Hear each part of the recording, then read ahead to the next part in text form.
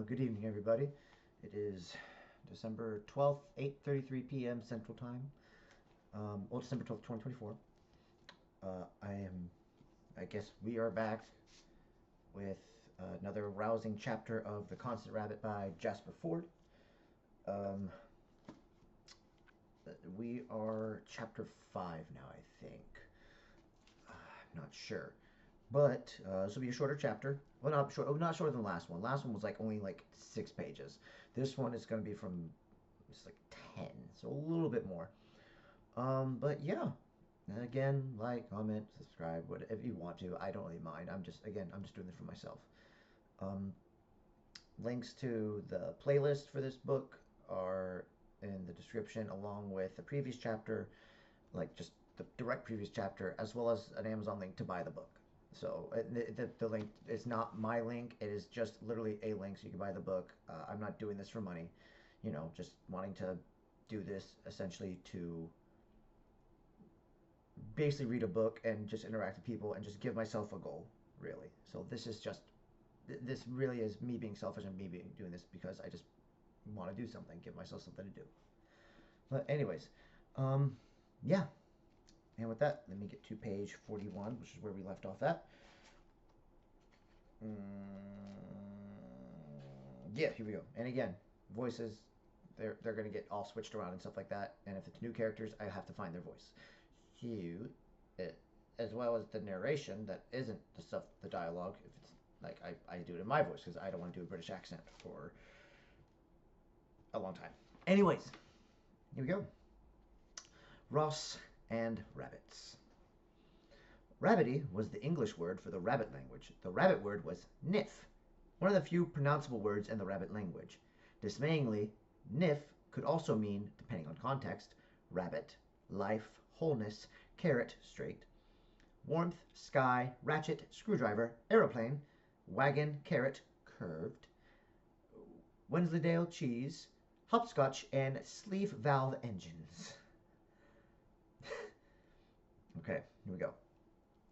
Ross on Y had a pre-rabbit population of 8,000, all human. Today they had risen to 20,000, chiefly rabbits. Most were long-term residents, part of an early experiment in rabbit-human integration undertaken in the 70s by Rabbit Toil, which had initially been set up as an NGO to find employment for rabbits, but had grown and darkened over the years to control all rabbit employment and was now integrated into the Ministry for Rabbit Affairs.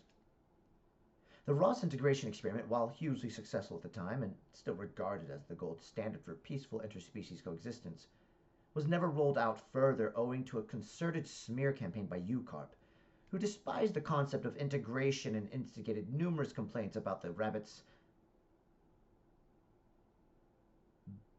Okay, that's a word I've never seen. Bacchanalian, or Bacchanalian, Bacchanalian.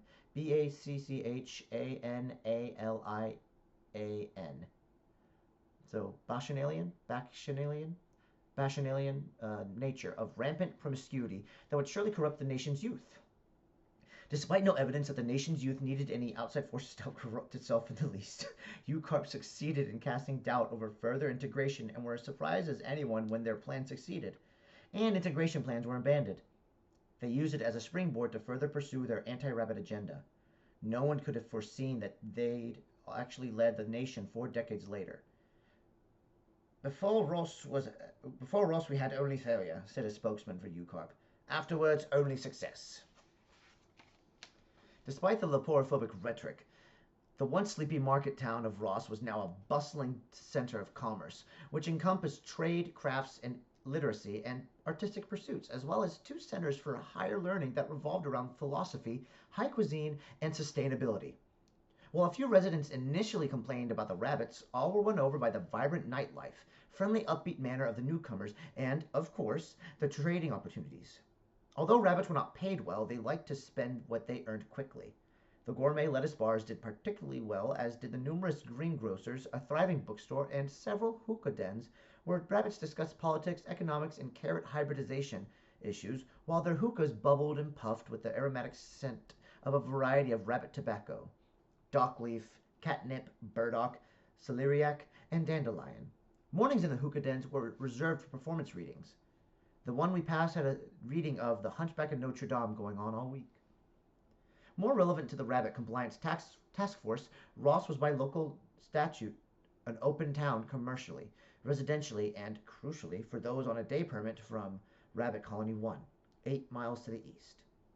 Thanks to a well-intentioned bylaw passed 40 years before, busloads of rabbits could move between the two locations without identification checks, something of a headache for Rapcot, as it made potential free movement of those in the banned Rabbit Underground that much easier. None of the other colonies enjoyed much freedoms, so it had been long assumed that Colony 1 was where the movement was based. It was now 3:30, and lugless AY-002 and I were sitting in his Cadillac Eldorado on the opposite side of the road from the post office.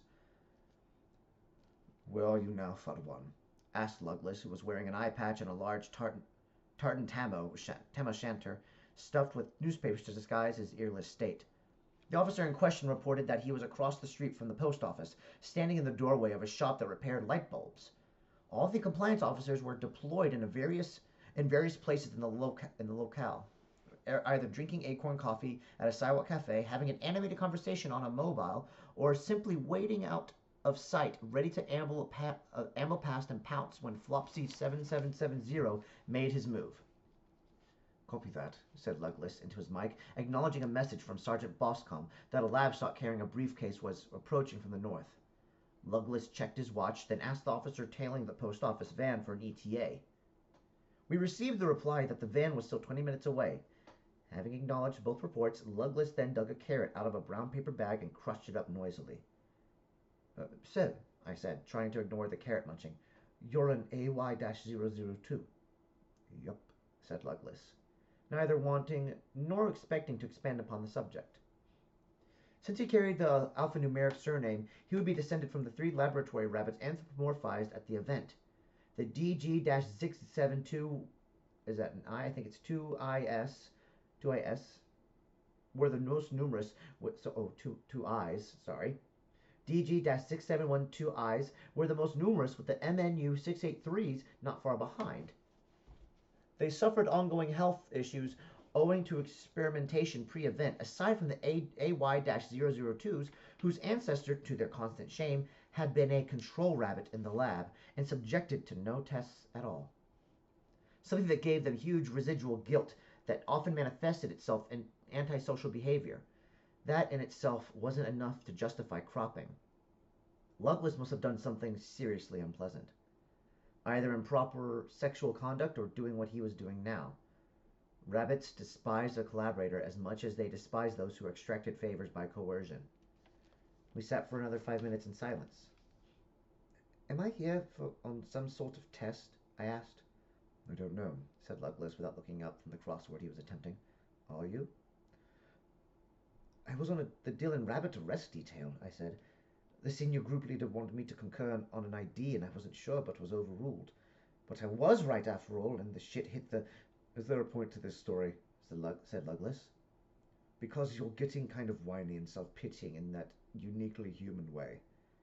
"I guess not," I said.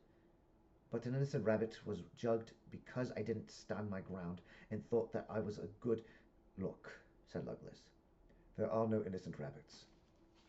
There are simply those who have drifted into criminality, and those that will. Those who have..." One second, sorry. "There are simply those who have drifted into criminality and those that will. You heard Wiesel and Fleming. There is an extremely good chance that the rabbit community might be planning to kick off a litter bombing campaign that will outnumber Ffuds in this green and pleasant land by at least 3-1 in under 5 years. Do you want to be outnumbered in your own country?" "Well, no, obviously." "Right then," said Lugless. "So why don't you shut your trap, do the spotting that a quirk of fate has bestowed upon you, and leave broad strategy to Nigel Smethwick and the senior group leader?" I fell silent. The notion of reproductive weaponization had been the pet conspiracy theory of UCART for over 3 decades. But given this rabbit had been here 45 years and barely numbered a million commendable restraint would be a more realistic appraisal of their reproductive habits. So for that, it says, given that rabbits can produce at age 3 with the potential litter of 8 as many as 6 times a year, even a modest wastage figure of 15% would suggest their numbers could surpass those of humans in the UK in as little as 4 years. Holy crap, that's a lot. My earpiece cracked to life. Flopsy 7770 with you in 1 minute. Came the voice of Boscombe, followed by a report that the post van was heading into the town center to do the tea time pickup. Douglas shuffled in his seat, and I peered intently up the road, as did I, and within a short time a lapstock rabbit turned the corner, and I walked towards the post box, with the curious gait that anthropomorphic rabbits possessed, upright and on 2 legs, but with an uncertain, almost comical waddle. He was holding a leather briefcase that was chained to his wrist and dressed in a practical tweed shooting jacket over a checked shirt and tie. Perched between his ears at a jaunty angle was a matching flat cap. "Recognize him?" asked Douglas. "No." "Me neither. Get out there for a closer look." Although lapstocks were the hardest to ID, up close it often became easier. The wrinkles on the nose, a distinctive mark on the iris, whisker placement. If I maneuvered down son of him, I could view the capillaries in his ears for later reference, but I have to be lucky with my timing. The sun had been in and out all day. I swung a leather satchel around my shoulder and placed a flat cap on my head. Since rabbits were as poor at identifying humans as the average human was at identifying them, they took cues from clothing and manner, so Rapcot agents either affected an odd walk or, more usually, disguised themselves as regional or cultural stereotypes. I had opted to pose as a Yorkshireman. For the next half hour, I'd be Eric Althwaite, a mill worker from Harrogate. I climbed out of the car, popped the live whippet under my arm to augment my disguise, and clasping several postcards, walked across the road in a confident manner, telling random passerbys I was from Yorkshire. For that, it says people from Yorkshire do this. A Flopsy 7770 was already waiting at the post box, and I wended my way through the pedestrians, nearly all rabbits, who were either lolloping, walking, or half-hopping along the street. I was feeling nervous as perhaps never before, but knew I couldn't make it show. The future of my career, earning potential, but was weighing heavily upon me. I needed to get this right. My timing was quite good because I could see the bright red post van driving down the road towards us. If Flopsy 7770 was nervous, he didn't show it. He didn't check his watch, didn't turn to observe the van approach, didn't seem to do anything at all. In fact, just stood there in a relaxed manner, his nose twitching, his expression blank. Annoyingly, there weren't enough distinguishing marks for me to recognize him if I saw him again. So I moved closer and bought some stamps from the vending machine, then nonchalantly stuck them on my postcards. At that moment, the sun came out, and I turned to look at the Flopsy, thinking my luck had changed, but it hadn't. The postman had placed itself in between the sun and the lapstock. Unless he moved forward, I would not be able to see the fine network of veins in his ears. I could sense the other agents nearby, too. Dressed variously as a village person. A village person, a pearly king, and a Scotsman, and ready to grab him the moment the postman unlocked the pillar box and the Flopsy made to deposit his satchel of post. But as I watched, something unusual happened. 3 more lapstocks appeared from nowhere, all similar heights and builds, and dressed identically with briefcases all chained to their wrists. Douglas's plan had been compromised. The underground had been taking precautions. They probably knew that a snatch and grab squad typically had 3 agents. Even if they could arrest 3, they'd not manage 4, and all were lapstock to confound any potential spotters. I heard Douglas swear in my earpiece, and then the order. Take them all. The agents had made to arrest the lapstocks, which could have a very different outcome if the rabbits decided to bring violence into the mix. A kick from the hind legs would be powerful enough to break bones and rupture internal organs, as well as catapult the victim at speed through a shop window, while a well-aimed bite would be fatal and as long a time as it takes to bleed out. None of this happened because rabbits had a generally more robust relationship with consequences than humans, and the agent's commands to halt were met with a series of giggles from the lapstocks, who mingled briefly to confuse us before running off in separate directions as though it were some sort of jolly game. Don't just stand there like a twat, Knox, came Douglas's voice in my earpiece. Get after the 4th. I had until the time I had until that time been stunned into inactivity by the sudden turn of events. I was, after all, a spotter, not a field agent. This wasn't what I did. Even so, I looked around and saw the fourth lapstock walking in a relaxed manner towards the ancient market house at the top of the main street. Look, I said into the microphone while pretending to rub my mouth. I'm not trained for this. I'm not trained for this. I'm not sure I even have the power. Have the power of arrest. I don't want you to arrest him, idiot, came Luglis's voice. I want you to get a good look at him. This seemed reasonable, so I walked up the road in the direction that the lapstock had gone. Lost sight of him as he walked to the right of the market house, then caught another glimpse of him walking up the steps to the churchyard once I'd reached the Rossiter's bookshop. For that, it says, it's very good, and now operates a book leaseback agreement with rabbits, to whom owning something that you might use once every 6 or 7 years seemed a little pointless. When I got to the churchyard, I just caught sight of him as he vanished in through the door. I walked in an unhurried pace towards the church, acutely aware that the only people near me were rabbits, and although they weren't looking in my direction, the rabbits' peripheral vision was so good, it's safe to assume that if you can see a rabbit, they can see you. I stopped to tie the whippet to the foot scraper and took the opportunity to whisper into the microphone. Flopsy suspect in the church, but this could be a trap. The whole setup might simply have been to bag a spotter. This could indeed be true. Spotters were forbidden to go on colony for that very reason, though my identity and job at the task force were well guarded, hence the accountant cover story. Of secondary consideration, came Luglis's voice. I want every single one of those fat, furry bastards in the clink before tea time. I took a deep breath to calm my nerves, then pushed open the door and stepped inside the church. It was a good size, imposing, but not overgrand, and boasted a double nave and tall stained glass windows. A vicar was humming to himself while tidying the leaflets, postcards, and guidebooks that were arranged on a small table. I looked around to see whether I could spot my quarry. There were 2 rabbits inside, one wild stock, one lapstock, and both were dressed in the sort of pale blue tabard that befits a church volunteer. I thought it was a different lapstock, but then I noticed an identical shooting jacket to the one 7770 had worn hung on a peg in the vestry, and it was still swinging from being hurriedly placed. I was just going to wander over to the lapstock on the pretext of studying several old tombs when the vicar caught my eye. Good afternoon, he said. Good afternoon. Good afternoon, I replied genially. I see you have our furry friends as volunteers.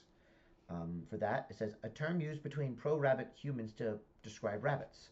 Although a positive term, it could also mean the opposite. Context is everything. Although the rabbit religion had no issue with where and when you worshipped, nor who, it was still unusual to see them in a church, probably because churches were as far from a cozy moss and fur-lined warren as you were likely to get. Yes, indeed, said the vicar. St. Mary's is a church that accepts everyone through its doors, irrespective of taxonomic classification. I wasn't going to get any closer to the lapstock without conversing at least a little to allay suspicion, and the lapstock did not seem to be in a hurry to leave. Back home in Harrogate, where I come from, as I am a Yorkshireman, we have no rabbits, I said. What is the church's view? The vicar nodded his head thoughtfully.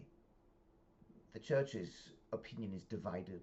Although we here on the ground consider rabbits as just one of many of God's blessed creatures, the official line is that they are a lower animal, and when they arrived, they were viewed as an abomination, the sinful product of a satanic union. When that was disproved from the DNA evidence, our stance softened. I think the problem is that, while human-like, they are not actually human full, and according to scripture and teaching, mankind was made in his image, as they were in their grand matriarch Lagos. Church policy is that we don't allow them to participate in church matters, but we will not exclude them from our house, so long as there is no crunching of lettuces from the pews and pellets are kept to an absolute minimum. He paused for thought, then recited his next comment as though learned from a crib sheet. We must love all God's creatures. but allow change and acceptance to happen slowly and at a pace commensurate with acceptable norms and customs.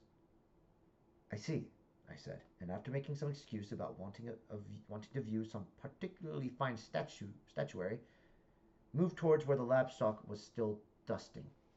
If he knew I was from the task force, he made no sign of it, and he even nodded a greeting. But of distinguishing marks on his coat or whiskers or eyes, there was nothing.